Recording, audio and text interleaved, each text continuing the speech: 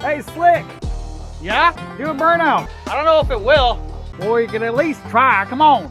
All right, well, I'll try. Yeah, go on, let her eat.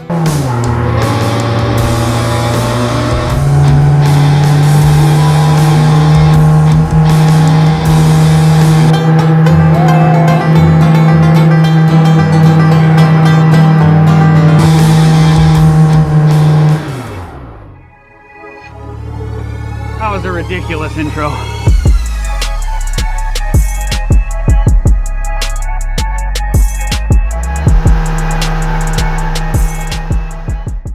Hey guys, welcome to episode 3. So in this episode, I'm going to try to get done as much as I can. I don't know exactly what I'm going to get done, but I do know that we have this transmission off the old engine. We have this new Turbo 350 that I bought off a guy off Craigslist. The guy that I bought this transmission off, he built transmissions for like 60 years. I got it for 500 bucks. It's got a stage 2 shift kit in it, all new seals and gaskets. Super excited about this. So now what I gotta do is I gotta pull out the dipstick and stick it in that. I have the kickdown cable that I gotta install on that. We have the speedometer gear, shift linkage. So that's what we're gonna get done first.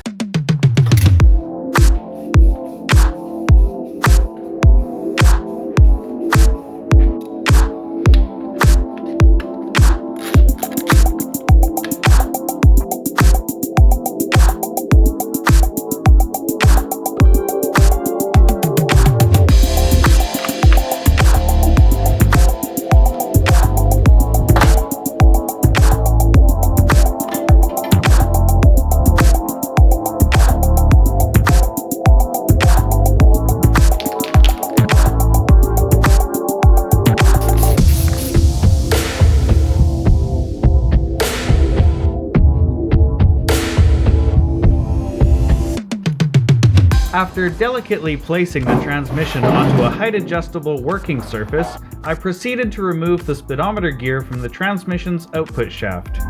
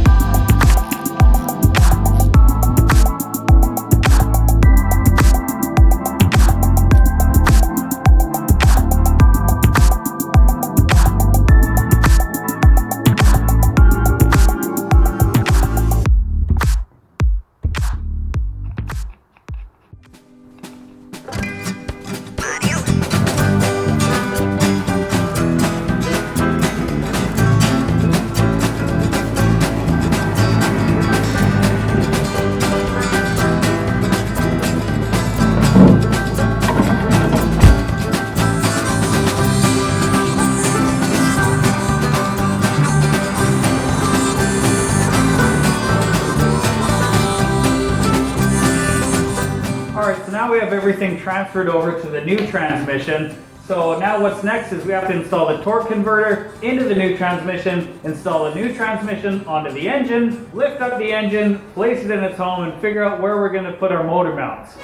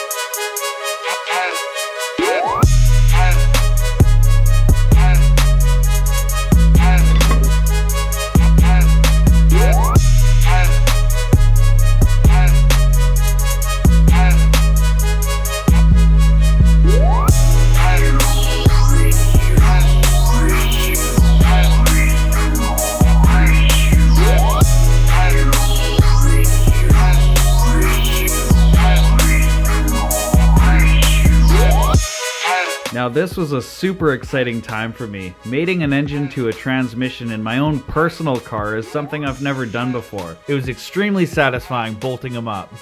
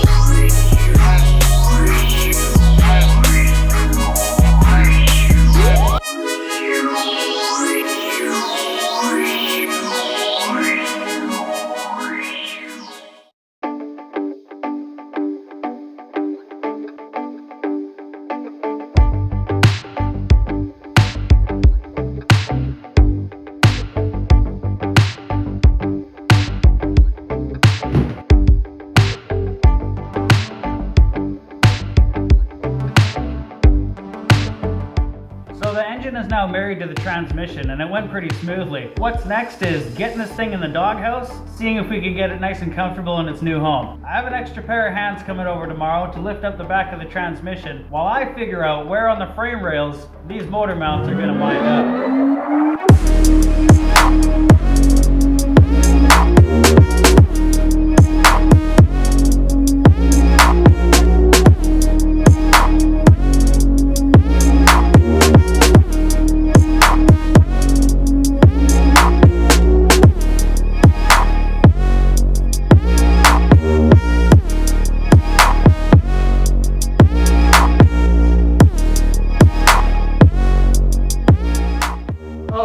I didn't notice you there. So the engine is in its home and it is comfortable. All it needs now is some motor mounts. So I've got some ideas drawn up. Just gotta find some scrap steel and fab them up.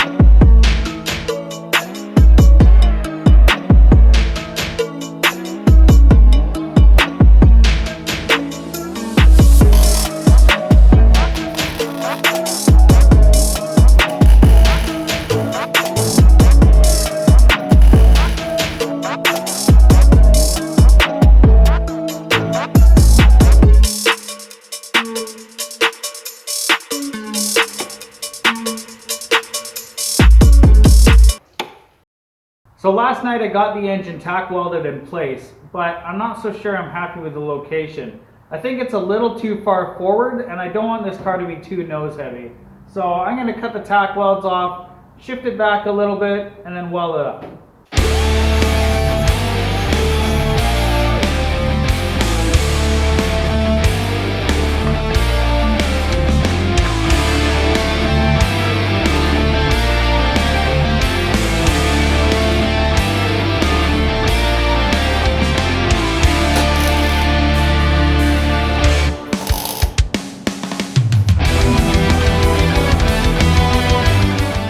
Okay, so I have the engine sitting a little bit further back, but that also means that it's sitting a little bit lower.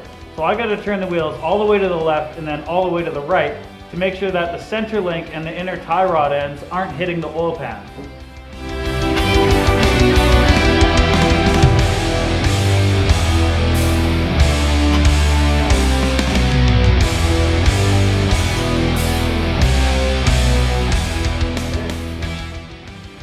see if the inner tie rod touches. You can see right down there where the oil pan is. As I turn the wheel, it hits. Oh, here we go again.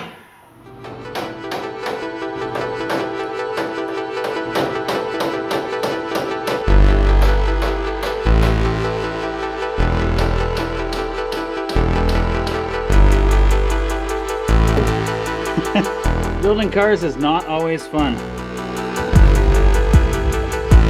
It's still hitting?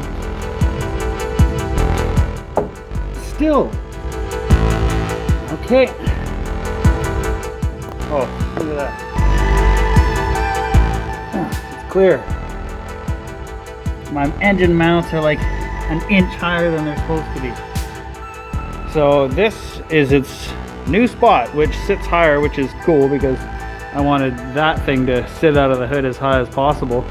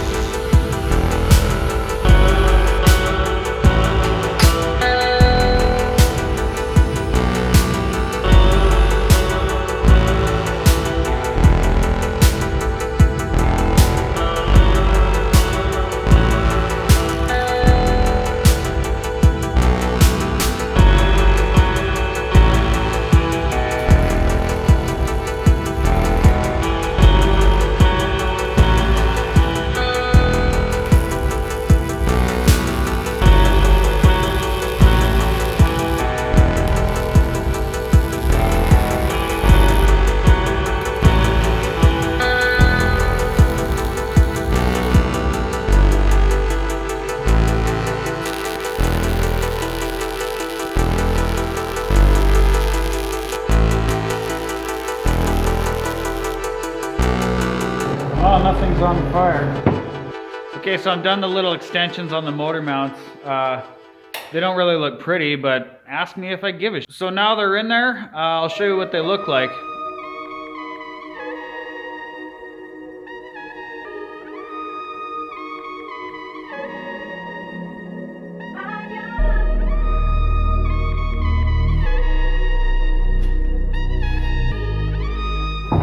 Oh, it hit. It just hit the engine.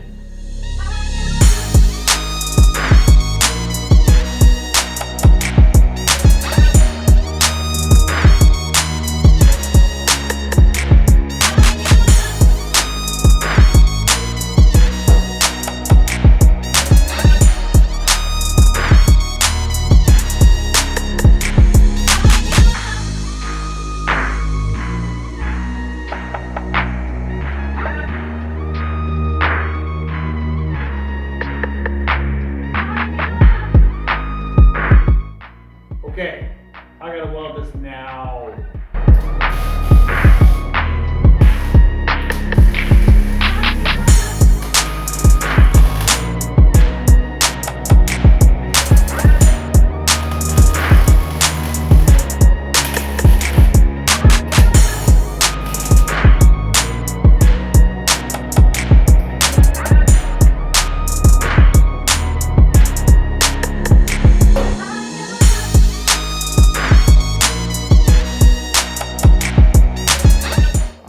Well, I've just run out of shielding gas, so I can't even finish welding it today.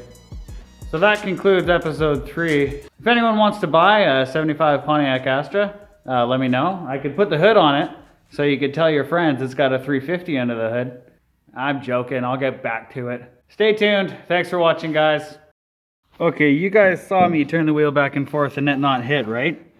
While welding it up, look at this. The engine moved forward like, I don't know, like 3/8 of an inch maybe? This is not ending on a high note. This is not fun. Man. And as summertime is just around the corner, we witness a wild Sierra in its natural habitat.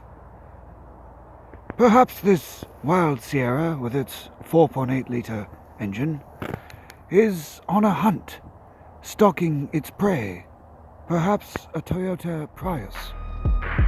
Let's find out.